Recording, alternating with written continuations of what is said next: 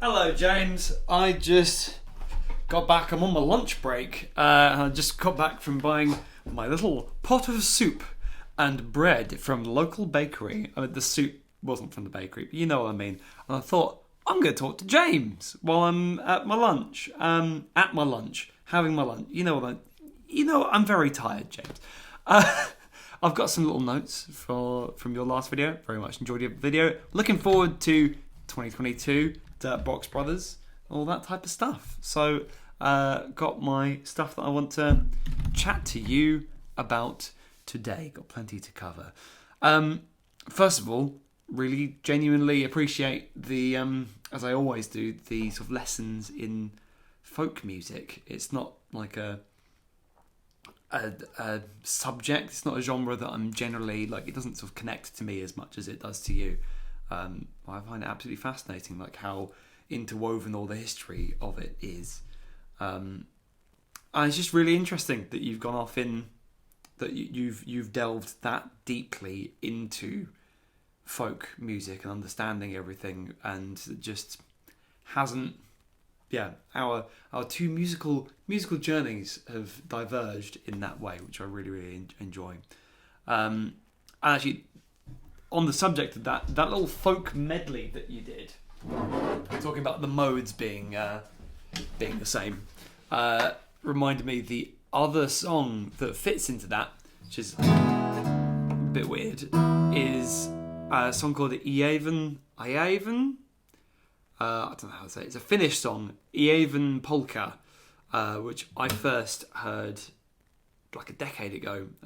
There's a group called Loituma who did a really famous version, but recently there was a version of the blind guy doing it with the cat bobbing its head. But that fits perfectly into the same vibe, the same mode, because it's.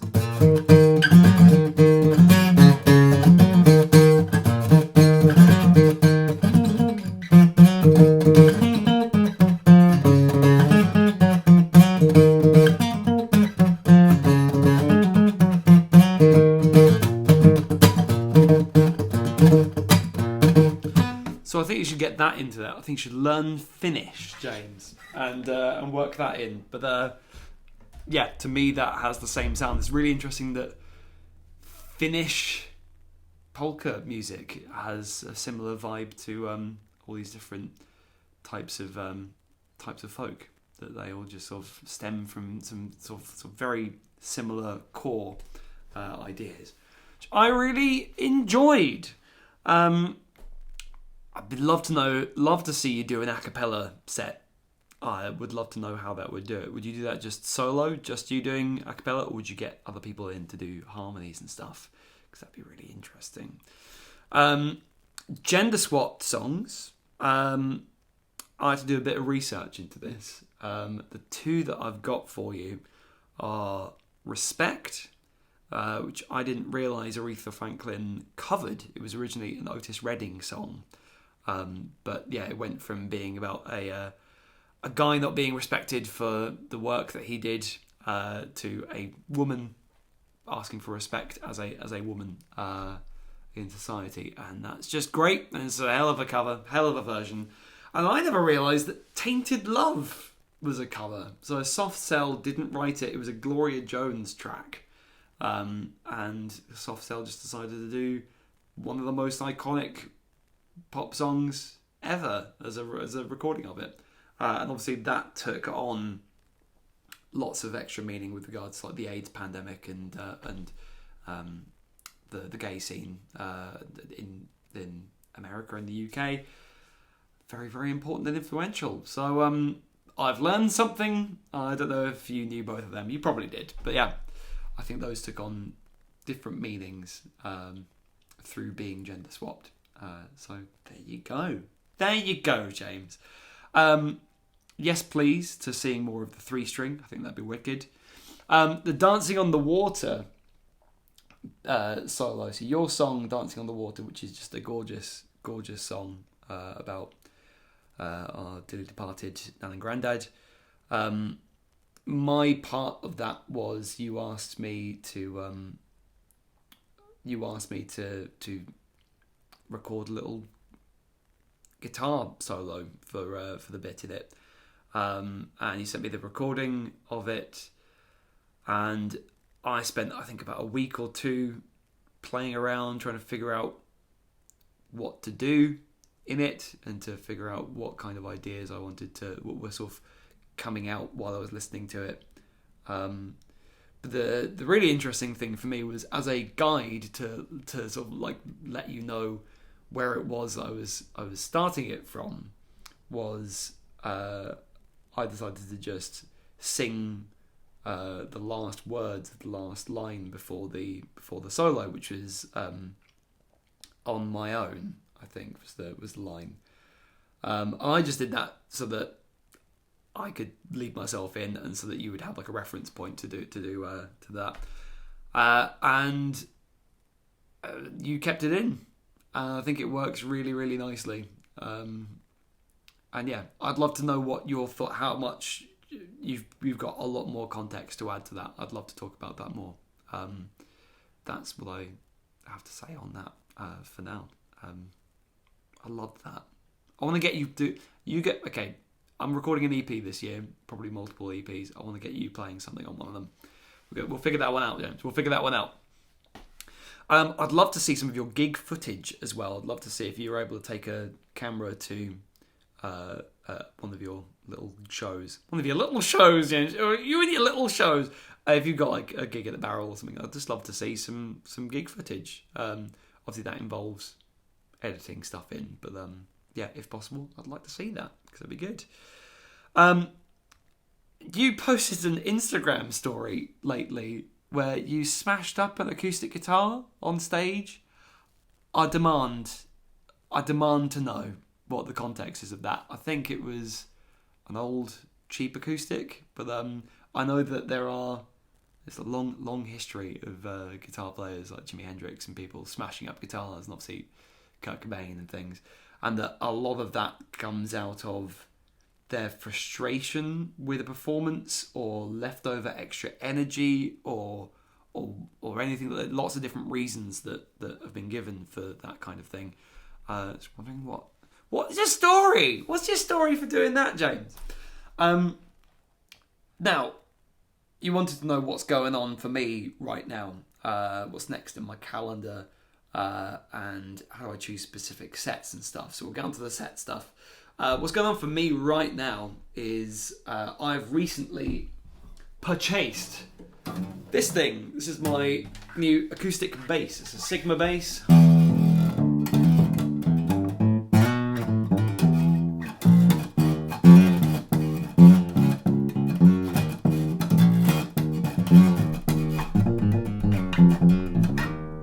Whatever. And when I bought this, my friends Ben and Ian, who are in an acoustic duo, they're really, really good. Lovely acoustic duo called Bennett Velux, which is their two surnames. They immediately reached out and asked if I would like to play bass for/with them. And we've got a show coming up at the Book and Record Bar, which is a little place near me, which is a little bookshop/record shop, and we're playing that next Friday. And we had a little rehearsal here in this room. It's why there's so many chairs in this room. A little rehearsal in this room yesterday, and here is some footage of that. So good. Okay. Yeah. Ready?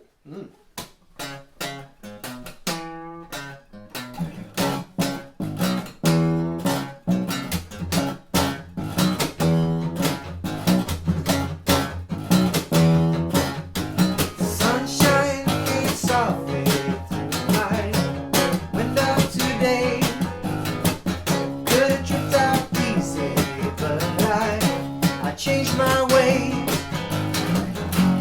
It'll take time, I know.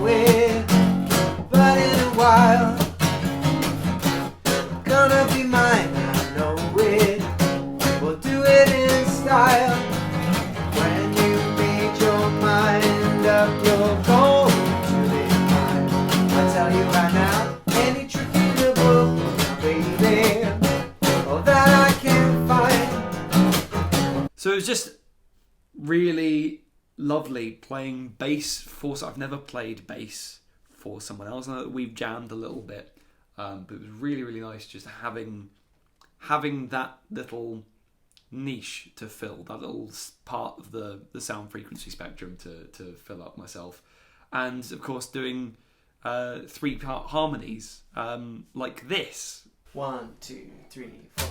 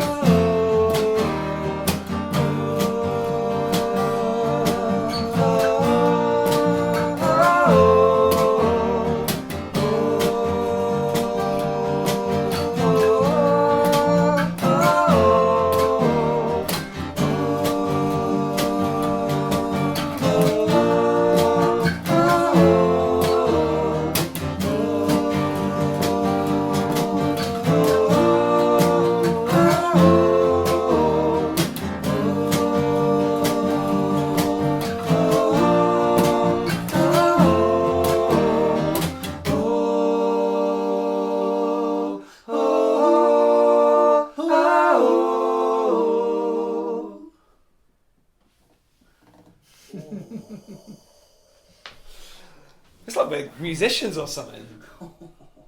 So that was really rewarding. I very, very rarely get the chance to sing in harmony. I think it shows. It's a bit shaky, but it's really, really lovely. So I'm looking forward to doing more with them. We're rehearsing again here, doing it all day on Sunday with the cello player, the cellist that they also are working with. So it's going to be lovely. It's going to be really lovely. And it's going to really, really piss off my neighbours above and below. So we'll go with that.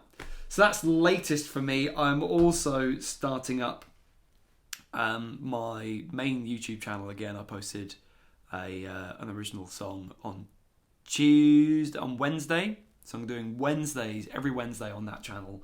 And I've plotted out the next 6 months of videos for it. So I'm alternating between original songs and covers. So I wanted to sort of do them in pairs. And these will obviously all feed into my live sets when I start doing solo live sets again. So I did St. Augustine, which is an original. Walking through St. Augustine, the rain is warm on Charlotte Street, and I am yet to realise this is gonna stay with me. Next week I'm doing Something to Believe In by Madison Cunningham, because that fits. Then I got another one of mine, one of my more upbeat ones. Then a song by Royal Blood called Boilermaker, which I've got a really cool cover of it, and just sort of so on like that. So I've got lots of originals, so it's going to force me to get these originals set in stone and to figure out the covers. So I've got stuff like Body Snatchers by Radiohead, God Is on the Radio by Queens of Stone Age, which we did a little bit of lately as well. Tired of You by Foo Fighters, bit of Muse, of course. In the Aeroplane Over the Sea by Neutral Milk Hotel. Have you ever listened to Neutral Milk Hotel? You should, if you haven't, you should put that record on, In the Aeroplane Over the Sea. It's wonderful. It's a really, really wonderful record. So that's the next 6 months, and I'm going to carry that on for the rest of the year. I would have done it for the full 12 months, but it took quite a long time, so I didn't. So there you go. So, and then when I come to actually play sets, most of the sets that I've done recently, I say recently, but over the last few years, have been open mic night sets, so short ones. And I will always specifically choose songs that flow into each other. Not necessarily obviously like having pauses in between them, but I'll always choose songs that go like, cool, I'm gonna play this one. It's like, this is a good opener. They're gonna hold the audience's attention with the second one. Then I'll go off and do like an original or a quiet one, and then I'll end with something big and upbeat as well. That's generally my thought process. For longer sets, just kind of expanding that idea. But I've never just made up a set on the fly. I always spend time deciding in advance what to do, which is very different to what you do, I think. So there you go. I'd love to have time. I don't have time now, but I want to show you. Next time I'm going to show you a bunch of my new pedals, because I've got a bunch of new toys, James. A little bunch of toys. I'm looking forward to showing you those. I want to hear more about your the dancing on the water stuff, and I'd love to see some gig footage. I want to hear about your experiences of playing with other people. I know that you've been doing some stuff lately with I saw some 3-part harmonies that you were doing on Instagram, so I'd love to know more about your collaborations that you do. Cool. See you next time.